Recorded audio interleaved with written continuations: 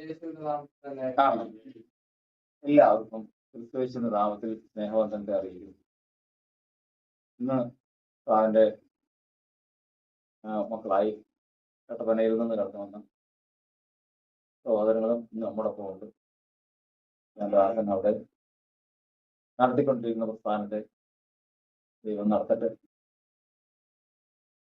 ദൈവത്തിന്റെ ഇതപ്രകാരം തന്നെ അത് വലിയ ആത്മീക സമ്പന്നതയിൽ എത്തിക്കുവാൻ സാധിക്കേണ്ടതിന് വേണ്ടി ദൈവങ്ങളിലേക്ക് നമുക്ക് സമർപ്പിച്ച് അവർക്ക് വേണ്ടിയിട്ടും പ്രാർത്ഥിക്കാം. ദൈവത്തിന്റെ വചനത്തെ പ്രകാരം നമ്മൾ ഉപവസിച്ച് പ്രാർത്ഥിക്കുക. കർത്താവ് തന്നെ പറഞ്ഞു, ഉപവാസത്താലും പ്രാർത്ഥനയാലും അല്ലാതെ ഈ ജാതി നിങ്ങളെ വിട്ട് നീങ്ങിപ്പോവുകയില്ല. അതൊരു സന്ദർഭത്തിൽ പറഞ്ഞതാണ്. അതായത് ചന്ദ്രരോഗം ബാധിച്ച, നമ്മൾ പറയുന്ന ചുഴലി ബാധിച്ച, എപ്പിലിപ്സി ബാധിച്ച ഒരു രോഗി, അതിനെ പുറത്താക്കാൻ കഴിഞ്ഞില്ല ശിഷ്യന്മാർക്ക്. കർത്താവ് വന്ന് അതിനെ സൗഖ്യമാണ്. ശിഷ്യന്മാർ ചോദിച്ചു, അതെന്താ ഞങ്ങൾക്ക് സൗഖ്യമാക്കാൻ പറ്റാതെ? കർത്താവ് പറഞ്ഞു, ഈ ജാതി, ചില ജാതി ഉണ്ടല്ലോ, ഉപവാസത്താലും പ്രാർത്ഥനയാലും നീങ്ങി പോകും. അതങ്ങനെ വിട്ടു പോവില്ല, അതങ്ങനെ ഇരുന്ന് അവിടെ ഇരിക്കും. എങ്ങനെയാണ് ഈ ജാതി വന്ന് കൂടുന്നത്? ഒരു മനുഷ്യ ജീവിതത്തില് പാവമില്ലാത്തവന്റെ അല്ലെങ്കിൽ കളങ്കമില്ലാത്തവന്റെ പിന്നാലെ വിചാരി കൂടുവോ? പറ, ഇല്ല. ദൈവത്തിന്റെ എതിരാളിയായ സാത്താൻ മനുഷ്യന്റെ കൂടെ കൂടണമെങ്കിൽ, അല്ലെങ്കിൽ മനുഷ്യനെ ശല്യം ചെയ്യാൻ കൂടണമെങ്കിൽ നിശ്ചയമായിട്ടും അതിനൊരു അവകാശം വേണം. ഇല്ലാതെ വരും. മനുഷ്യൻ ചെയ്യുന്ന പാപം അവൻ എവിടെയൊക്കെ ബാധിക്കുന്നു എന്നുള്ളത് നമ്മൾ പഠിച്ചു. ഒന്നാമത്തത് തന്നെ അവന്റെ അസ്ഥിയെ ബാധിക്കുന്നു. അസ്ഥികളിൽ അകത്യം നിറയും.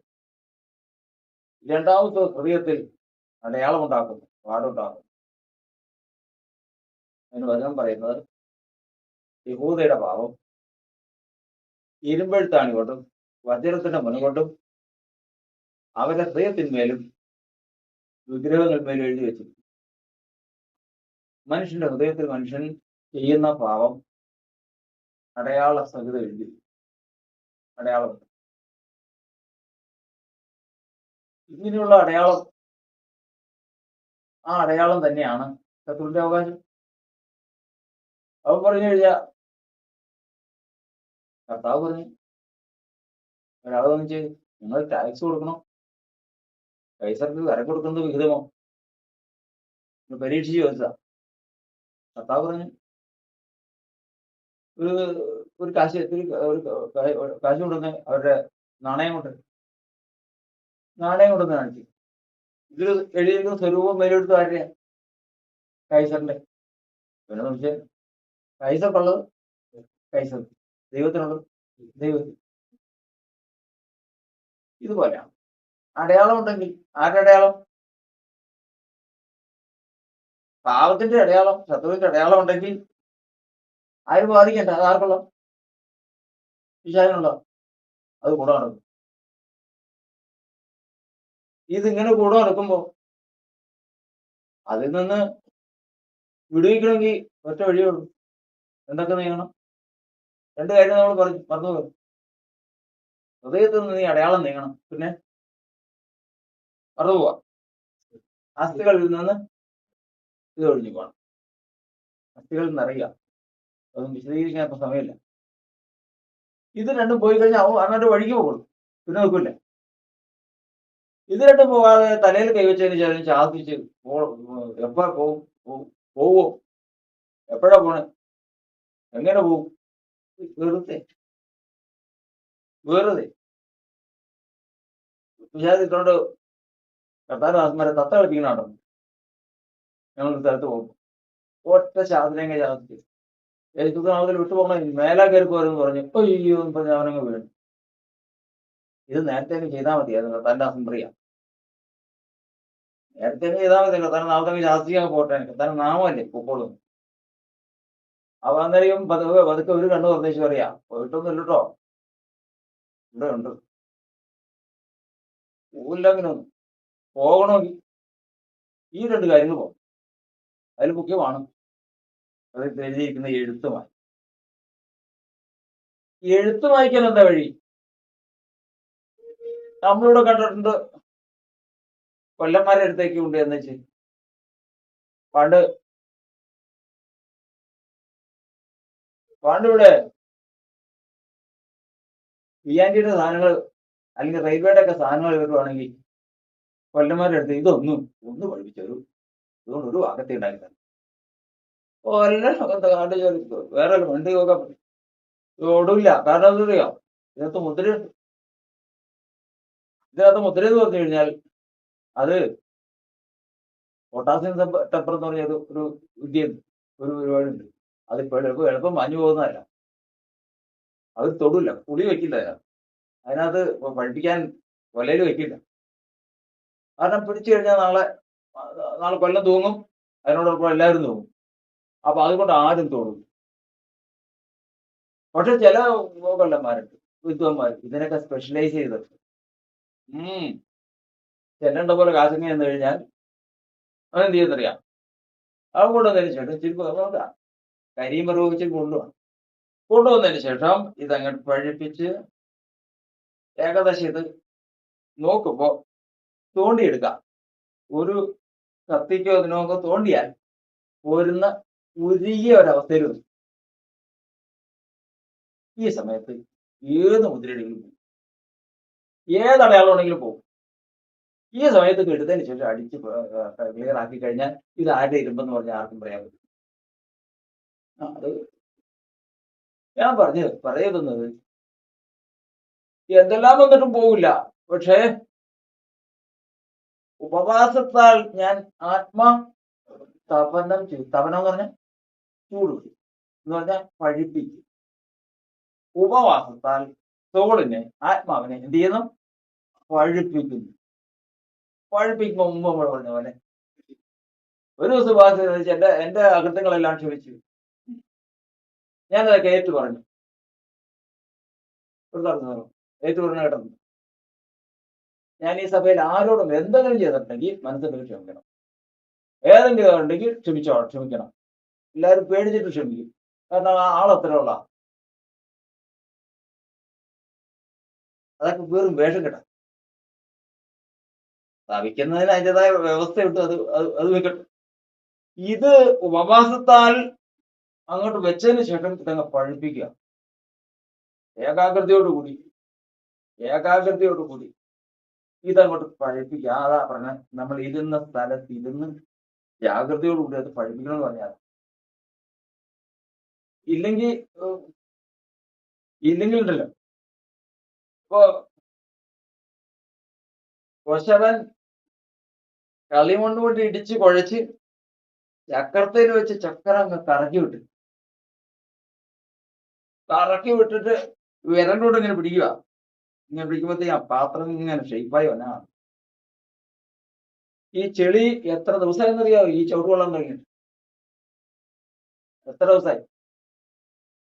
മണ്ണെടുത്തിട്ട് വെള്ളം ഒഴിച്ച് ചവിട്ടി കൂട്ടി ഈ കൊശവൻ ആക്ഷേപിക്കാവുന്ന മുഴുവൻ ആക്ഷേപിക്കുന്ന തരത്തില് ചവിട്ടി കൂട്ടി ചെറുകുളുന്നാക്കി 3-4 ദിവസമായി കുളിക്കാനിട്ട്. കുളിച്ചതിന് ശേഷം രാവിലെ എടുത്ത് ചക്രത്തിൽ വെച്ചു. ചക്രത്തിൽ എടുത്തിട്ട് നിക്കക്കുറഞ്ഞ വെള്ളിയുണ്ടോ? ചക്രത്തിൽ എടുത്ത് ചക്രം ചെയ്തിരിക്കുക, കറക്കുക, നിക്കുകളില്ല. ഇതിങ്ങനെ പിടിച്ചു വന്നപ്പോഴത്തേക്കും ഇത് ശരിയാവില്ല, ഷേപ്പ് വരുന്നില്ല. കാരണം ഇതിനകത്ത് ഈ തരി കട്ടേ. വീണ്ടും ഒന്നുകൂടെ ഒന്ന് നോക്കി, സാധിക്കുന്നില്ല. 3-4 പ്രാവശ്യം നോക്കിയിട്ട് പറ്റാതെ നോക്കി ആ ചെടി ഇങ്ങനെ എടുത്തതിന് ശേഷം കൊശവൻ വലിച്ചെറിയ ഇറങ്ങി വെച്ചു. ഇപ്പൊ ചെടിക്ക് എന്തില്ല, ചവിട്ടിക്കൂട്ടലില്ല, കറക്കമില്ല, ഒന്നുമില്ല.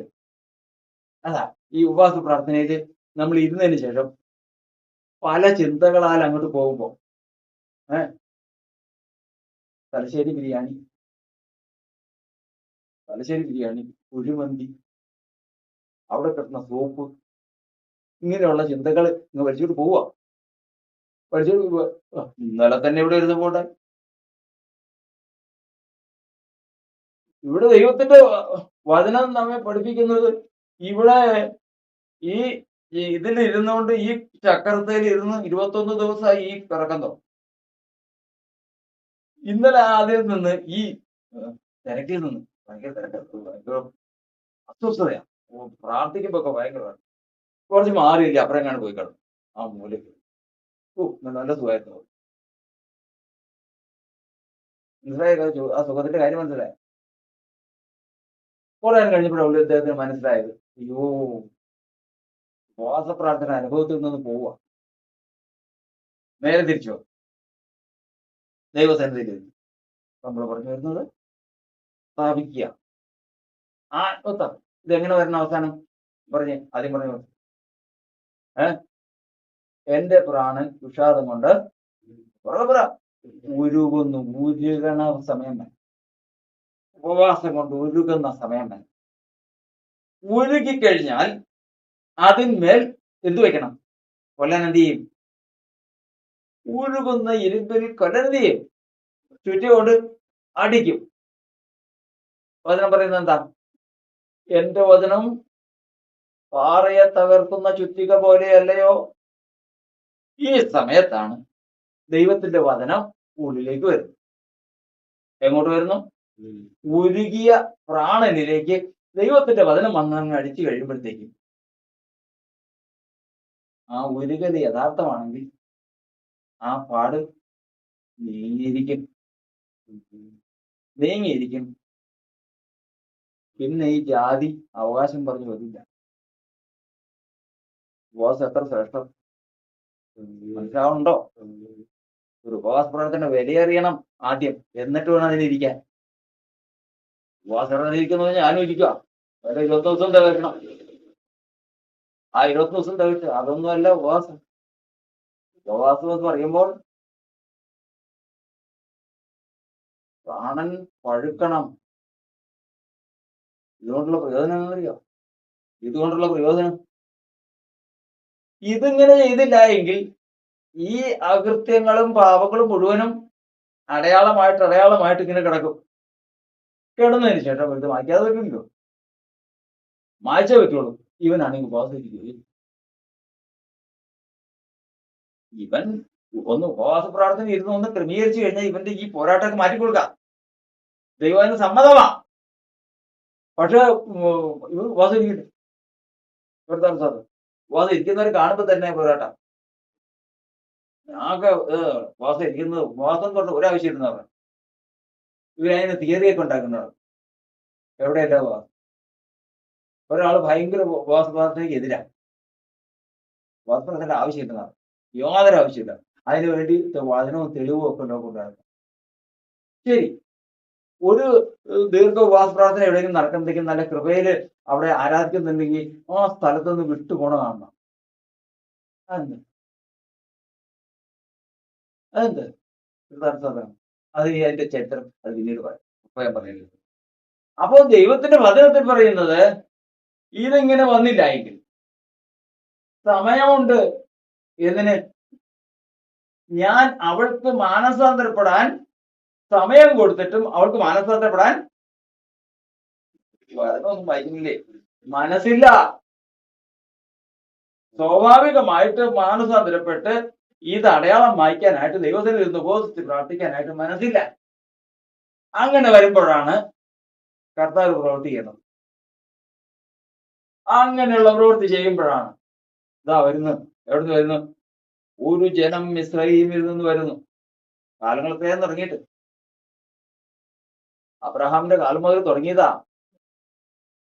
കനാൻ ദേശക്കാരുടെ അകൃത്യം. അവരുടെ അകൃത്യം മായ്ക്കാനായിട്ട് മനസ്സില്ല. അവർക്ക് മാനസാന്തരപ്പെടാൻ മനസ്സില്ല. അവരിങ്ങനെ മുമ്പോട്ട് പോവാ. വരുന്നിടത്ത് വെച്ച് കാണാം. അവസാനം ഈ ദേശത്ത് നിന്ന് കനാൻ ദേശക്കാരെ മുഴുവൻ മാറ്റിയതിനു ശേഷം ഇസ്രായേൽ ജനത്തിന് ഇത് കൊടുക്കാൻ പോവാണ്. ദൈവം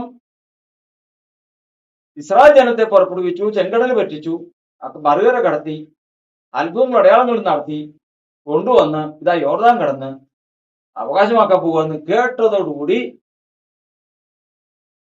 വിറച്ചു. കനാൻ ദേശക്കാരല്ല എന്ത് ചെയ്തോ എന്ന് പറഞ്ഞേ, അതിന് വായിക്കാറില്ലേ? കനാൻ ദേശക്കാരിലെല്ലാം ഞങ്ങളെല്ലാം ഈ കാര്യം കേട്ടവർ മുഴുവനും ഉരുകിപ്പോകും. അവരെല്ലാം എന്ത് ചെയ്തോട്ടി വല്ല കാര്യമാണ്. ഈ ഉരുക്കൽ എന്നാകായിരുന്നു? ഇന്ന് ഉരുകിയിട്ട് എന്താ കാര്യം? ഇന്ന് ഉരുകിയിട്ടെന്ത് കാര്യം? ഉരുകി നശിച്ചു പോയി അത്. എന്നാൽ ഇത് നശിക്കാനുള്ള ഒരുക്കലല്ല, പിന്നെയോ അടയാളം വയ്ക്കാനുള്ള ഒരുക്കല. ഈ ജാതി വിട്ടുപോകാനുള്ള ഒരുക്കം മനസ്സിലാക്കണം. ദൈവം ആരെന്നും ദൈവത്തിന്റെ പ്രവൃത്തി എന്തെന്ന് അറിഞ്ഞ് ദൈവത്തെ മഹത്വപ്പെടുത്തണം. ദൈവസന്നിധിയിൽ നിന്ന് 21 ദിവസം മുമ്പ് ഉടന്നപ്പോ നമ്മൾ പറഞ്ഞു വെക്കുന്നത് ഓരോരുത്തർ നടക്കുന്നത് എങ്ങനെയാണ്? സൈന്യസമേതനായിട്ട് രാജാവ് പോലെ എന്ന് പറഞ്ഞ പോലെ ആത്മീയ ദൃഷ്ടി ഉണ്ടെങ്കിൽ നമുക്ക് കാണാം. ഒരാള് അവിടെ നിന്ന് വരുമ്പോ കാണാം അവന്റെ കൂടെ എത്ര പേരുണ്ട്. ഒരടയാളത്തിന് ഒരാളെങ്കിലും കാണും. ഹൃദയത്തില് ഒരകൃത്യത്തിന്റെ ഒരടയാളം ഉണ്ടെങ്കിൽ കൂടെ ഒരു പിശാചെങ്കിലും കൂടെ കാണും, ഒരു അവകാശികളും കൂടെ കാണും. ഇങ്ങനെ ഒരു കൂട്ടമായിട്ടാണ് നടക്കുന്നത്. ഈ ഉപവാസ പ്രാർത്ഥനയ്ക്ക് ശേഷം ഈ ഉപവാസ പ്രാർത്ഥന കഴിഞ്ഞ് എഴുന്നേൽക്കുമ്പോൾ കർത്താവുമായിട്ട് വീട്ടിൽ പോകണം. കൂടെ യാതൊരു ജാതിയും പൈശാചിക ശക്തിയും ഉണ്ടാകാൻ പാടില്ല. ഉണ്ടെങ്കിൽ ഉപവാസം പരാജയം. കർത്താവുമായി കൈകോർത്ത് പിടിച്ച് കർത്താവിന്റെ ദൂതന്മാരുമായിട്ടാണ് ഭവനത്തിലേക്ക് പോകുന്നതെങ്കിൽ ഉപവാസം വിജയം. മനസ്സിലായൊരു സ്തോത്രം പറ. കർത്താവിന് സ്തോത്രം. കർത്താവിന് സ്തോത്രം. മനോഹരം യാഹേ നിന്റെ ആലയം, എന്തോരാനന്ദം